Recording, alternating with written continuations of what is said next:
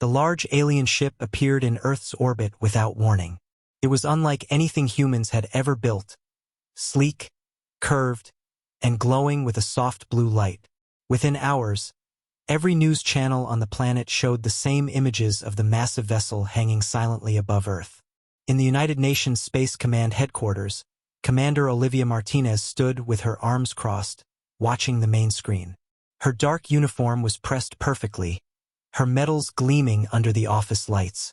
20 years in Earth's Space Navy had not prepared her for this day. "They're sending another message," said Lieutenant Garcia, looking up from his console. "They want to meet our representative." Admiral Howard nodded and turned to Olivia. "Commander Martinez, you're up?" "Yes, sir," she replied, her voice steady despite the flutter in her stomach. She had been chosen as humanity's first contact specialist years ago, though many had doubted first contact would happen in their lifetime. The shuttle ride to the alien flagship took 30 minutes. Olivia spent that time reviewing what little information they had. The aliens called themselves the Galactic Concord, a union of 15 species from different star systems.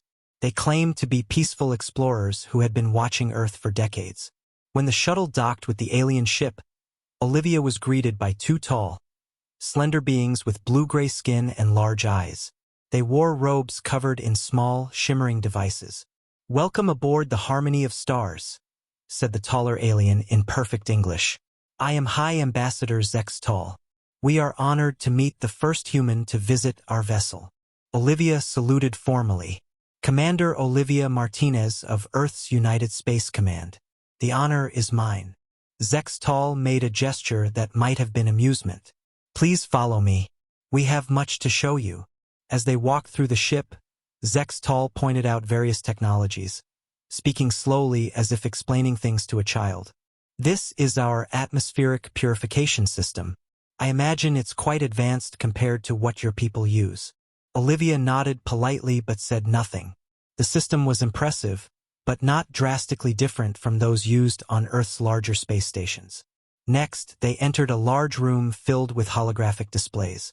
"This is our command center," Zex Tall explained. "From here, we can monitor the entire ship and communicate instantly with any world in the Concord." "Very efficient," Olivia commented, noting that while the displays were more elegant than human versions, the capabilities seemed similar to what Earth had developed. Zex Tall led her to a meeting room where several other aliens waited. Each looked different, some with scales, others with fur, and one that seemed to be made of crystalline material. "These are representatives from the founding species of the Galactic Concord," Zex Tall announced proudly. One of the aliens, covered in short green fur, spoke up. "We have watched your species for many years. You have made remarkable progress for such a young civilization." "Thank you," Olivia replied, keeping her face neutral despite the condescending tone. "The Concord wishes to extend an invitation to humanity," Zex Tall said, activating a holographic display showing dozens of star systems. "We would welcome Earth as a protectorate species. You would receive guidance, limited technology sharing, and protection from hostile forces in the galaxy." "Protectorate?" Olivia asked. "Yes," said a reptilian alien. "In time, perhaps a century or two, humans might advance enough to become full members. Until then, we would help guide your development." Olivia chose her words carefully. "Your offer is generous. However, I believe it would be beneficial for the Concord to send a delegation to Earth before we discuss terms. Perhaps you might better understand our civilization after seeing it firsthand." The aliens exchanged glances, and Zex Tall smiled indulgently. "Of course, we would be happy to observe your world and show you what awaits humanity among the stars." "Excellent," Olivia said with a slight smile. "I think you'll find Earth full of surprises." 1 week later, a small alien vessel landed at Earth's lunar naval base. Admiral Frank Rogers waited in the receiving area, his weathered face serious as the airlock cycled open. He had spent 30 years in the Space Navy and never imagined he would be giving aliens a tour of humanity's military capabilities. High Ambassador Zex Tall stepped through the doorway first, followed by 6 other aliens from different species of the Galactic Concord. They looked around with expressions that Frank recognized immediately. Polite interest masking disappointment. "Welcome to Lunar Naval Base," Frank said with a formal bow. "I'm Admiral Frank Rogers, commander of Earth's defensive fleet." "Thank you for hosting us," Zextal replied. "We are eager to learn about your civilization." The reptilian alien that Olivia had met on the alien ship leaned toward Zextal and whispered something. Zextal nodded and turned back to Frank.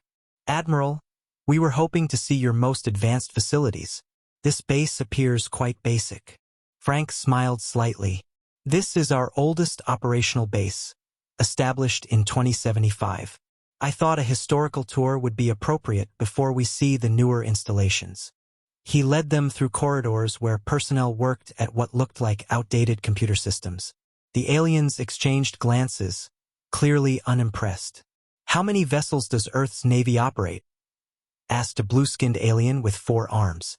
"Currently, we have about 200 ships of various classes," Frank answered. The aliens seemed surprised at the number, but not concerned. One of them made a noise that sounded like a chuckle. "The smallest Concord member has at least 500 vessels," the blue alien said. Frank nodded. "We're still growing our fleet. Perhaps you'd like to see our training facilities next." The tour continued through what appeared to be simple simulation rooms. The aliens watched young cadets practice on equipment that looked decades old compared to the sleek technology of the alien ship. "Your training methods are interesting," Zextal said diplomatically. "Do your new personnel train on actual vessels as well?" "Eventually," Frank replied. "Now, if you'll follow me to the shuttle bay, we can proceed to the next phase of our tour." Our first ships were scientific, but they were always accompanied by protection. We had learned from our history that exploration and defense must go hand in hand. Zextal shook his head slowly. "The Concord species evolved past violence thousands of years ago. We resolve conflicts through negotiation and compromise." "A commendable achievement," Patricia said with a smile. "Humans have also learned to value peace. But we remember our history too well to ever leave ourselves defenseless." She showed images of the first interplanetary conflicts between Earth colonies. Small but intense battles that drove rapid technological advancement. Each conflict, though regrettable, pushed our military technology forward. The Mars Rebellion of 2102 led to the development of our modern shield systems. The Europa crisis created the need for faster engines and more precise targeting systems. The timeline advanced to show the formation of Earth's unified government and the creation of the Space Navy. 20 years ago, we united our planet and focused our efforts on defense rather than fighting each other. The fleet you see today was built not for conquest, but to ensure that humanity would never face extinction, whether from our own divisions or external threats. The aliens remained quiet, processing this information. Finally, a crystalline alien spoke for the first time. "In the Concord, military technology advances very slowly because we rarely need to use it. Your species developed advanced weapons rapidly because you used them often." "Exactly," Patricia replied. "We didn't choose this path, but it shaped us nonetheless." Zextal stood and looked out at the massive warships floating silently in space. "We came here believing we would find a primitive species in need of guidance. Instead, we found a young but battle-hardened civilization with weapons that rival our own. We build ships like the Retribution not because we want war," Patricia explained gently, "but because we have learned through painful experience to prepare for the worst while hoping for the best." The blue alien turned to her with new respect in its large eyes. "Perhaps the Concord has something to learn from humans after all." News of Earth's unexpected military power spread quickly through the Galactic Concord. 1 month after the aliens' visit to the lunar base, the Concord Council called for a special meeting. They requested that Earth send a representative to their central hub, a massive space station orbiting a neutral star system. Vice Admiral Gregory Washington stood before his mirror, adjusting his formal uniform. At 56, he had silver hair that contrasted with his dark skin and a face lined with experience. He had fought in the Mars Rebellion as a young officer and helped shape Earth's unified defense strategy. "Are you ready, sir?" asked his aide from the doorway. The shuttle leaves in 30 minutes. As ready as I'll ever be to enter a room full of nervous aliens, Gregory replied with a small smile. The journey to the Concord hub took 3 days aboard Earth's diplomatic vessel. When they arrived, Gregory was escorted to a massive circular chamber where representatives from 15 alien species waited. Some looked similar to the delegation that had visited Earth, while others were completely new to human eyes. High Ambassador Zextal greeted him formally. Vice Admiral Washington, welcome to the Concord hub. I hope your journey was comfortable. Thank you, Ambassador, Gregory replied. It was quite fascinating. Zextal guided him to a seat at the large table. Gregory noticed some aliens watching him with open curiosity. One group in particular, with rough red scales and sharp teeth, stared at him with what appeared to be hostility. The council is ready to begin, announced a tall alien with glowing skin who stood at the head of the table. We have called this meeting to discuss the recent discovery of Earth and its unexpected level of military development. Gregory sat calmly as various speakers addressed the council. Many expressed concern about humanity's warships. Others suggested that humans might be valuable allies. The debate grew heated at times, with some species arguing that Earth should be restricted from expanding further into space until their intentions were clear. Finally, the red-scaled alien spoke.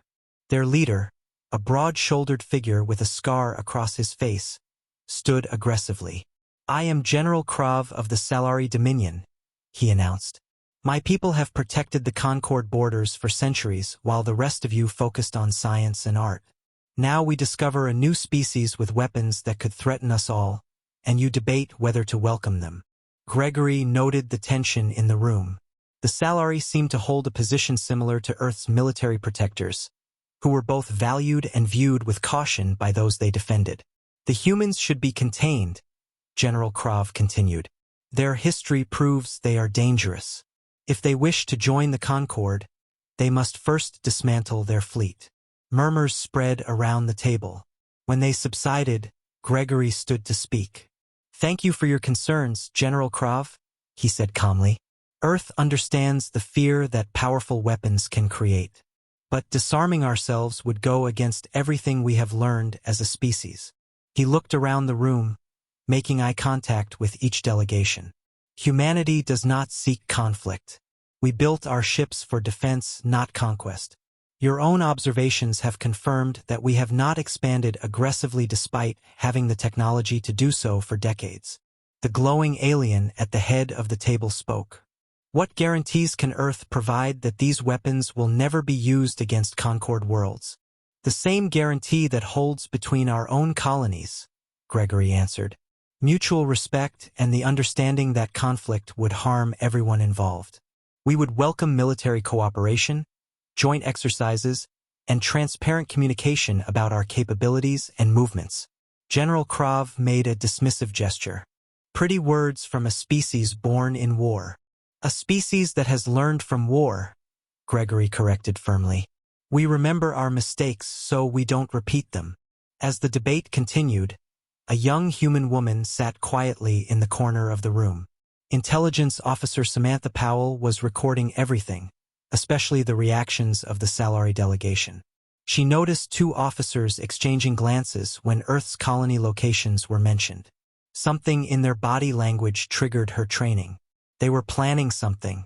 Silently, she marked the observation in her secure database.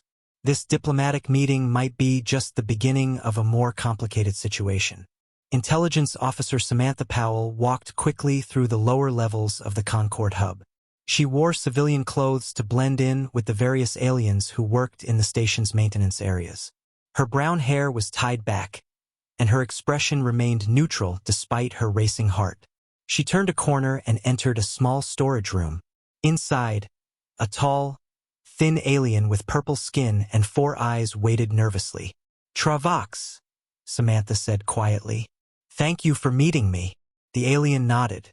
I risk much to help you, human. The Salari have eyes everywhere. My government will protect you if needed, she assured him. You said you had information about Salari communications. Travax handed her a small device. I work in the communications hub. 3 days ago, I noticed encrypted messages being sent to Salari ships near your colony on Proxima Centauri V. The encryption used is not standard Concord protocol. Samantha took the device carefully. This could confirm my suspicions. The Salari delegation has been too interested in our colony locations. There is more, Travax said, his voice dropping even lower. A Salari battle group left their home system yesterday. Their filed flight plan shows them heading for routine exercises, but their actual course will take them near your colony. Samantha felt a chill run down her spine. They're planning something. Thank you, Travax. This information may save many lives. Back in her quarters, Samantha used specialized equipment to decode the messages. Hours later, she sat back, her face grim. The Salari planned to stage an accident that would destroy humanity's Proxima Centauri colony. They would then claim the colony had been developing illegal weapons, justifying a preemptive strike against Earth before humans could become a greater threat. She immediately sent an encrypted message to Earth Command. Within hours, she received her orders. Continue monitoring the Salari while Earth prepared a response. 3 days later, Captain Eric Johnson stood on the bridge of the USS Defiance, a stealth cruiser hidden in the asteroid belt of the Proxima Centauri system. His ship had traveled at maximum speed to reach the colony before the Salari. Status report, Eric said to his crew. All systems running silent, Captain, replied his first officer. Our shield harmonics are matched to the asteroid field's radiation signature. Unless they know exactly where to look, they won't detect us. The colony is continuing normal operations as ordered, added the communications officer. They've moved most civilians to the underground shelters, but the Salari won't be able to tell from orbit. Eric nodded, his blue eyes focused on the tactical display. And our friends. Salari battle group just entered the system, sir. 5 warships approaching the colony in standard formation. Eric took a deep breath.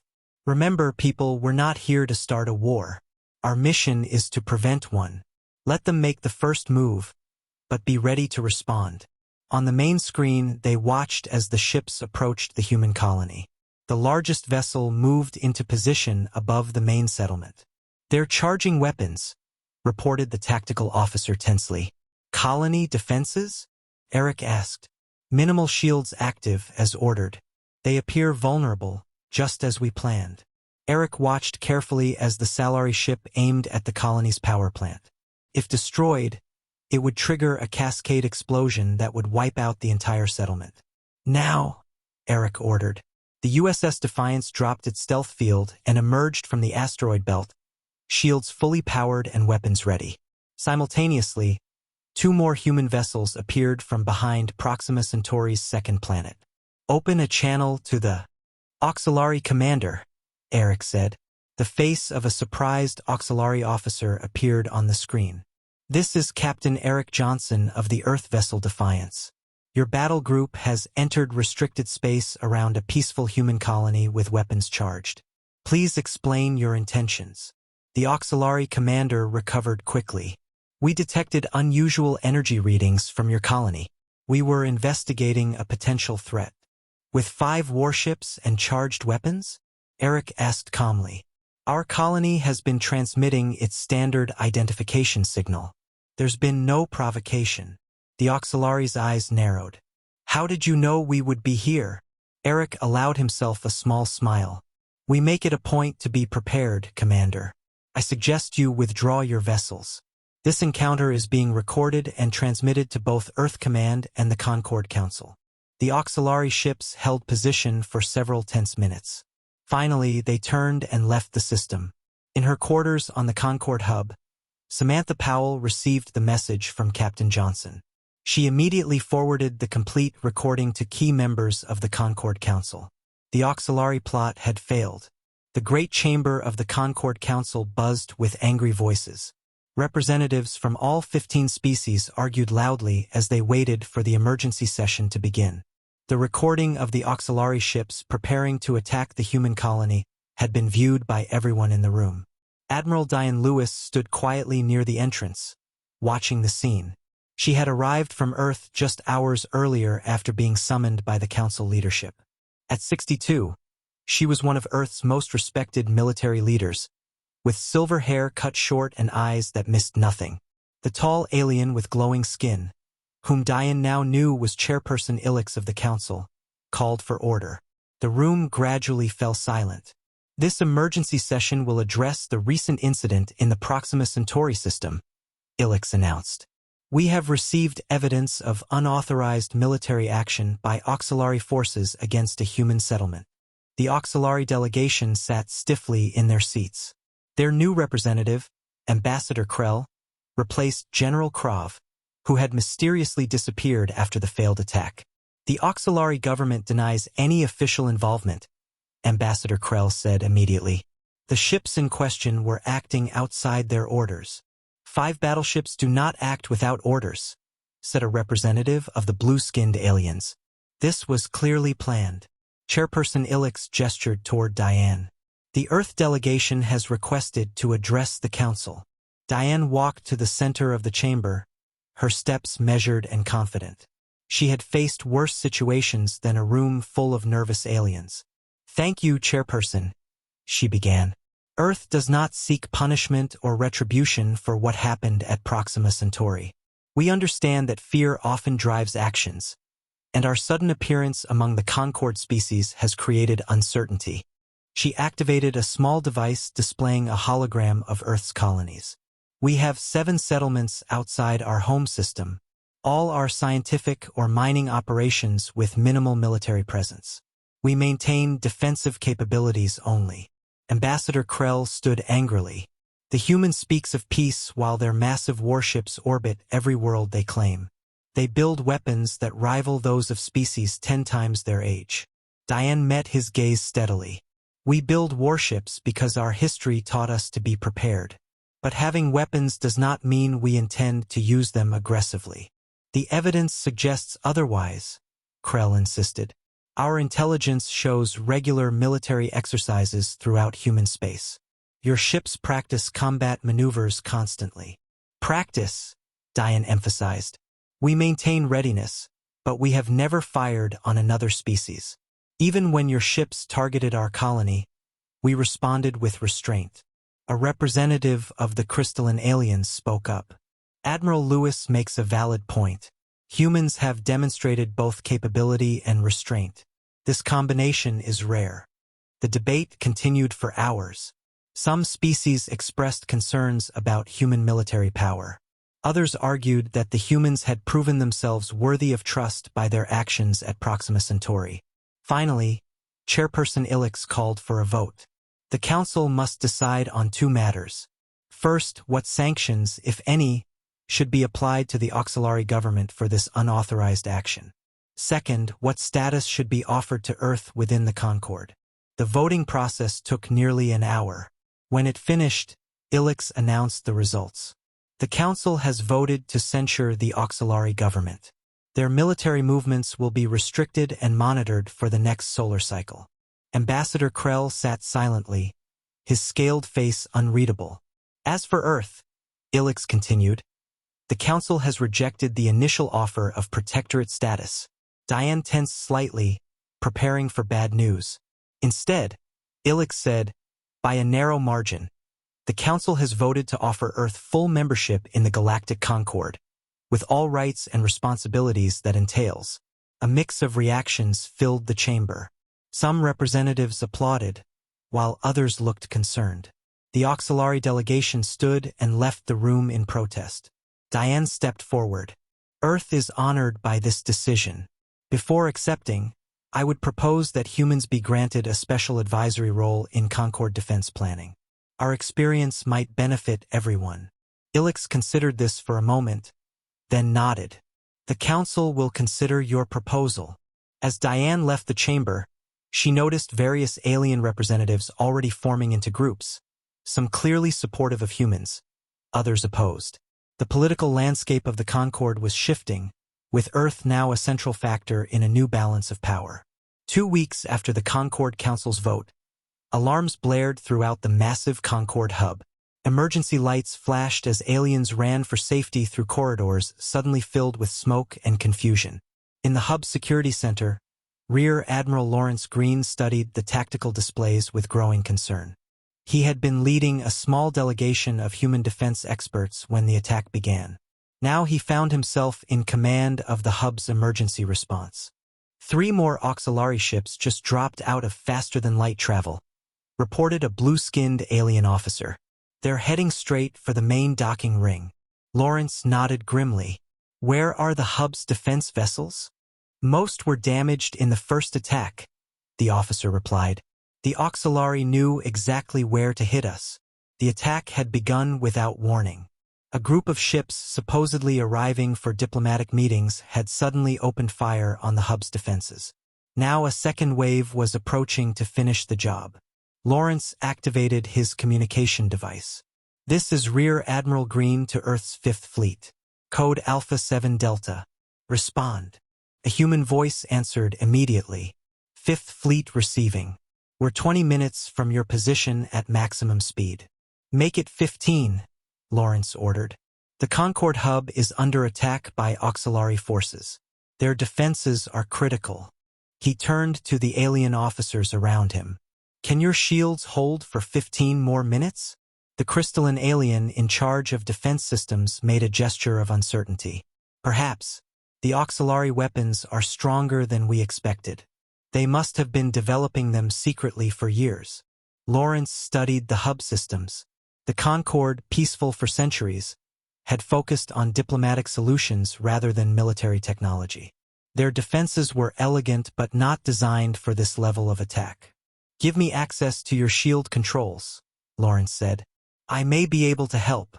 The aliens hesitated only briefly before granting access. Lawrence's fingers flew over the controls, modifying the shield patterns based on his experience with Earth's defense systems. Rotate shield frequencies every 30 seconds, he instructed, and focus power on sections directly facing their weapons. Let the rear sections run at minimum power. The changes worked immediately. The auxiliary weapons, previously tearing through the shields, now caused only minor damage. The hub would survive until help arrived. 14 minutes later, Earth's 5th Fleet appeared. 20 warships, led by the heavy cruiser USS Invincible, dropped out of faster-than-light travel directly between the hub and the attacking auxiliary vessels. On the bridge of the Invincible, Captain Linda Carter watched the tactical display. Status of the hub? She asked. Shields at 23%, but holding, her first officer reported. They have 12 ships in attack formation. Linda nodded. Open a channel to their commander. When the channel opened, a scarred face appeared on the screen. It was General Krav, who had disappeared after the Proxima Centauri incident. This is Captain Linda Carter of Earth's 5th Fleet, she announced calmly. You are attacking a civilian installation protected by Concord law. Stand down immediately. General Krav snarled. The Concord has grown weak. They need stronger leadership, not cowardly diplomats or unpredictable humans. This is your final warning, Linda said. Stand down or we will defend the hub. Krav ended the communication. Moments later, the auxiliary ships turned toward the human fleet and opened fire. The battle that followed lasted only 8 minutes. Earth's ships moved in perfect coordination, using tactics that confused and divided the opposing force. The human vessels took damage but continued fighting effectively. Most surprising to the watching aliens was how the humans fought. Rather than destroying auxiliary ships whenever possible, they disabled engines and weapon systems, limiting the loss of life. When it ended, 10 enemy ships were disabled, and 2 had retreated. Not a single ship had been completely destroyed. In the hub's main observation deck, representatives from every Concord species watched in amazement. They had expected humans to be brutal warriors. Instead, they saw disciplined restraint and precision that minimized casualties while achieving victory. They could have destroyed them all, whispered a reptilian alien to his companion. Why didn't they? His companion, who had studied humans more carefully, replied, because they weren't fighting for vengeance. They were fighting for protection. That's the difference we didn't understand about them. 1 month after the battle at the Concord hub, Commander Olivia Martinez stood before the full Concord Council.